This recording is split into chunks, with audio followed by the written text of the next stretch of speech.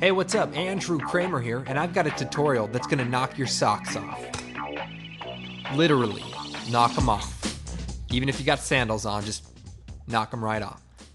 What we have here is this 3D room, kind of this dark 3D room. I like to call it the room of darkness. And this is actually the room police put you in when you get caught stealing printers from Best Buy. Well, actually, we probably would have got away with it, except that we had to go back there to get the USB cables, so that kind of jammed us up there. Okay, let's go ahead and get started. What we're going to be using is a texture from the Riot Gear DVD collection. So if you're not familiar with that, check out videocopilot.net, Riot Gear, awesome collection, if you don't already know. But what we're going to do is go into the Grungy Textures collection. I'm going to go down to the low resolution grayscale ones. And what we have is this grunge gray number 11. It's this kind of cool looking texture. And what we're going to do is take this and drag it into a new composition. Now, the next step is to turn this layer into a 3D layer by clicking on the 3D layer switch, hitting W for the rotate tool. You know, I heard that the first time, instead of R, because R brings up the rotation, but the tool is actually W, and they actually write it in there somewhere as the rotate tool. I thought, what? That's got to be the stupidest thing I've ever heard. I'm not going to say that. And yet, here we are. Anyway, W, we're going to rotate it, hold down Shift. Then if we go back to the selection tool, we'll just kind of move this over, kind of creating a wall. Duplicate the layer, edit, duplicate. Move this over to the other side. Check it out. Duplicate it again. Hit the rotate tool again. Rotate on the X-axis, the red axis, till it's flat. Bring it down to the floor. And basically we want to position this into a room. And we want to bring this over so it intersects, and then up so that the black is kind of where it intersects. So go ahead and do that for both of these layers right there.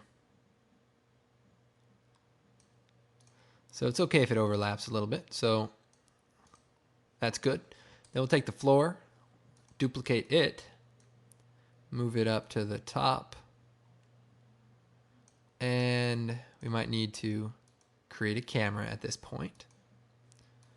Just go ahead and use the 35mm preset, choose OK. And then I'm going to take the Track Z camera tool and just kind of pull out of this room here.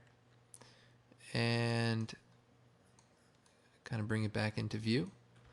Okay, so let's go and create the back wall. So I'm going to duplicate the layer again, bring it down, and we're just going to rotate it like so.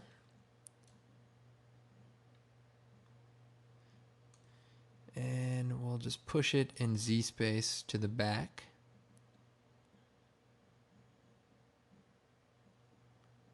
Doesn't have to be perfect. We can go to the top view, make sure that we line it up. And also, if you want, you can select all the layers and pick a different color so that's easier to see. I'll go back to the active camera, scale this up just a little bit. Okay, looking good. Now we want to create a new light. We'll go ahead and make the intensity 150, and we'll make the color like a blue color. Okay, so that looks pretty good. Let's take the camera and position it inside of this room. So just kind of move forward, and we can even zoom out as we move the camera in, just to create the illusion of a little bit of a larger room. And the room's a little dark, so let's go into the light properties and bring the intensity up. So when you use a color, the intensity kind of changes based on the intensity of the color. So, okay, now this room's a little small. What we need to do is make this room a little bit bigger. Now, we can duplicate these walls, you know, forever, or there's another way we can do that. So let's take this back layer, we'll call it the back wall. By the way, you can hit return on the keyboard. Oh, one other thing. I got an email about how do I show my frames instead of time. Just control click. Instead of time, just control click until you get frames. Nice tip there. That one's free. Okay, so we're going to take our back wall. We'll shut it off for a second. Then we go to the effects and presets, type in motion. And you're going to see motion tile and drag that down to all 4 wall layers. Now what we want to do is change the output width to 500. We'll copy this, select the other 3 layers, paste it. Control C, Control V. Then we take our back wall and go to the Z axis, and you can hold down Shift and basically just push that back there until we close it off. Okay, so it's a little dark in here, but let's go ahead and take the track tool and let's back up some. See that?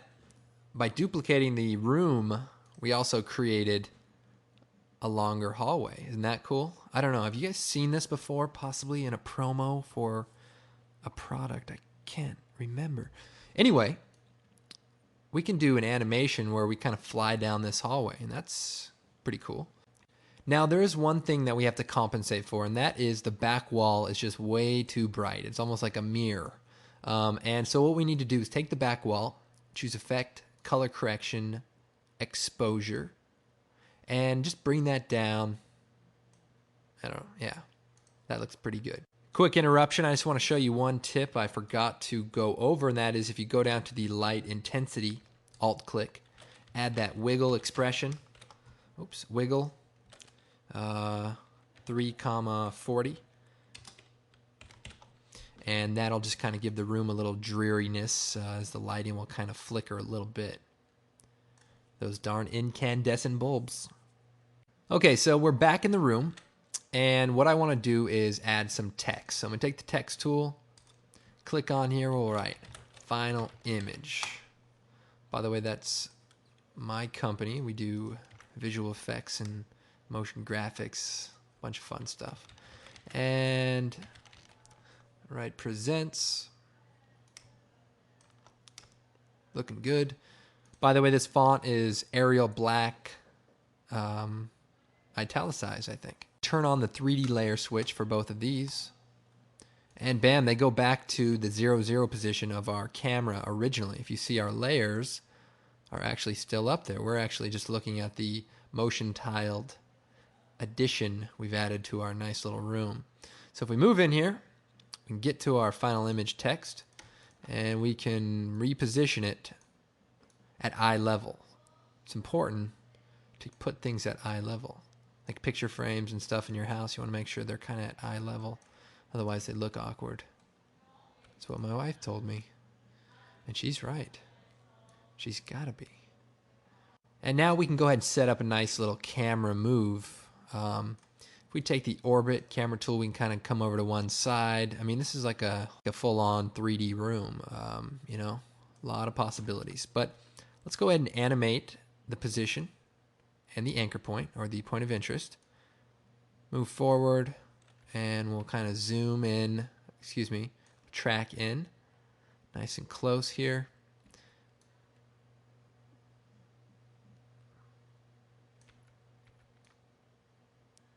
Nice. Kind of offset it over here to the side. And we'll play around with the light too. Make sure we have good lighting. Good lighting, it's important. And we'll even zoom out further. It'd be like this huge zoom in. We can start out here lower at the ground, coming from the darkness. Or whatever. Looks pretty good. Kind of cool, we cross over. Okay, so that looks pretty good. Let's go ahead and select the keyframes, hit F9 for a nice curve, easy ease curve on the keyframes there. Okay, let's go ahead and play that back. Now, the other thing I did in the original animation was add a little bit of a position wiggle. And to do that, I Alt-clicked on the position, choose Wiggle, parentheses, 1,35. Actually, we'll go 0.5, comma 35. And that'll just add a little bit of life at the end. You can even turn that down just a little bit. And we can also add motion blur to these layers. Turn on the motion blur switch, turn on motion blur. May want to speed the animation up a little bit. Just move the keyframes closer together. And you create this crazy going down the hall room kind of effect. Now, how else can we enhance this? Well, let's go and pull down the camera options. And we have the depth of field. We turn that on. And nothing really happens.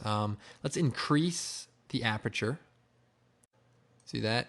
See our walls blurring out here? Increase the blur level. All right. Now, one little problem. Our focus point is not our text. How can we fix that? Well, there's a nice little expression we can do. We could animate the focus distance and try to figure out where that is. But that could take seconds, even minutes, you know, if you're really trying to be perfect. So we're going to actually use an expression. So final image, I'm going to hit P to bring up the position. Then for the focus distance, I'm going to Alt-click, adding an expression. I'm going to delete what's there. I'm going to type length, L-E-N-G-T-H. Nice. Parentheses. Then I'm going to take the pick whip, and I'm going to drag it to the position of final image. So what it's saying is the length from the final image text, comma, to, what would I go to? Oh, the camera's position in parentheses. So the value we're going to be creating here is what is the length from final image to the camera? Well, it's 573 at this point. Well, what about right here? Well, it's 1230.8, sir. I like the sir part. That was really nice. So what we've created is an expression that will dynamically calculate what the distance is no matter what. Pretty sweet, huh? Now let's play it back. Okay, don't be fooled. That took a long time to render. That motion blur with the depth of field, it's a killer, but it's worth it. See that? Pretty nice, huh? Might even add a little more wiggle.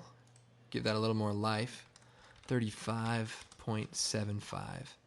So we wiggle it once every 3/4 of a second, 35 pixels or units.